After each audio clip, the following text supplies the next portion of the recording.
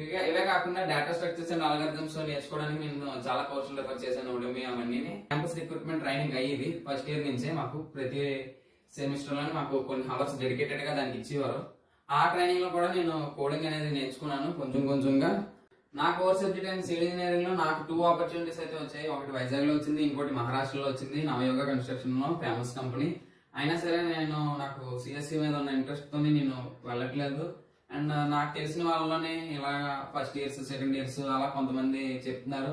నేను ఇలా పైథాన్ నేర్చుకుంటున్నాను, 4000 కట్టాను, సి లాంగ్వేజ్ నేర్చుకుంటున్నాను, 3000 కట్టాను, జావా నేర్చుకుంటున్నాను, ఇంకో దాంతో కలిపి 10,000 పే చేస్తున్నాను.